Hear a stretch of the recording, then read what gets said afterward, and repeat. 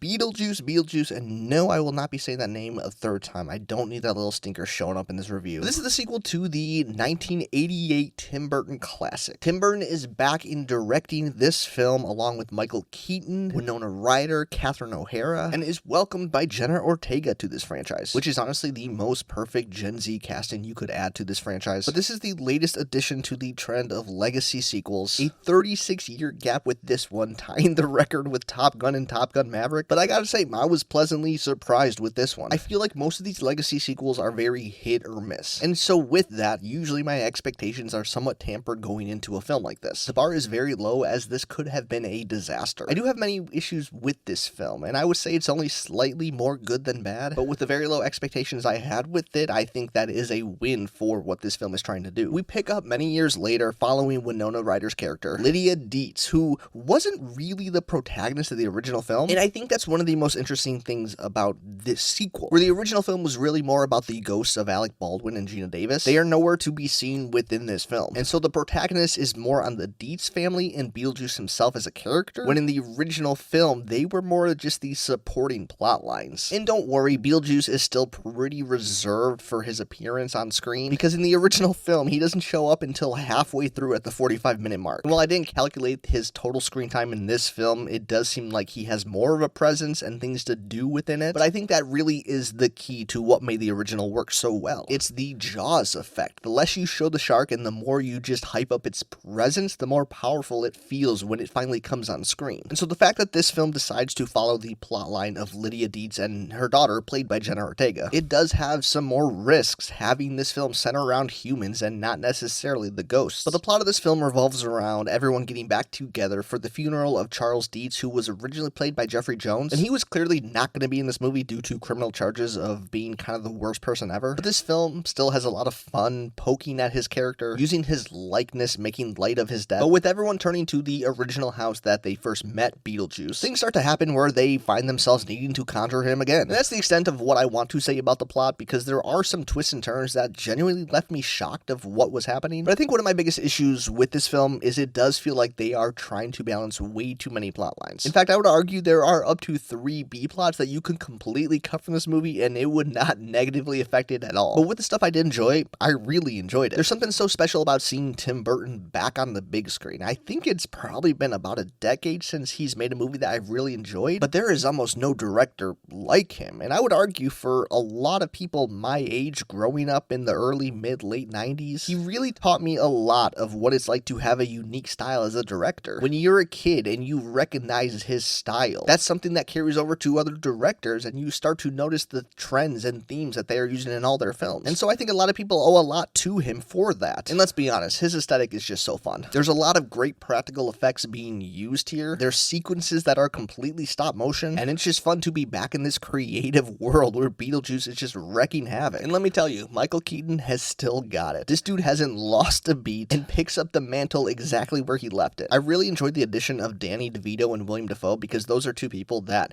feel like they deserve to be in this world. And of course, it's just fun to see Danny DeVito and Michael Keaton back in the same film again. But this is one of those films where I really do think your enjoyment of it is going to depend on your relationship with the original. And I think that's the problem with a lot of these legacy sequels. And I think the criticism is absolutely valid that they mostly exist just to have audience point at the screen and recognize something familiar with their childhood. So if you grew up on Beetlejuice, you are going to see things in this film that are almost a complete copy of what the original film was doing. From the creatures to specific jokes. And those are the things that I can't deny absolutely worked on me. But it also does this interesting thing, specifically with Jenna Ortega's character, where it's clearly trying to reach out to the next generation to make this a movie that isn't just for the original fans. But I don't know if that's really gonna work here. I don't know if there are younger people that aren't aware of this franchise that are gonna go see it simply because Jenna Ortega is in it. But if they do, I would be shocked if they don't at least have a decent time. If you can get past some of these cheesy, bloated plot lines and really focus in on the fun that is being had on screen, I think this film is a decent time, and it's a step in the right direction of Tim Burton getting back to form, even though I unfortunately doubt that is the direction he's going to continue to go in. So those are my thoughts on Beetlejuice. Have you seen it? I want to hear your thoughts on it, so if you've seen it, comment below, and I will see you next time.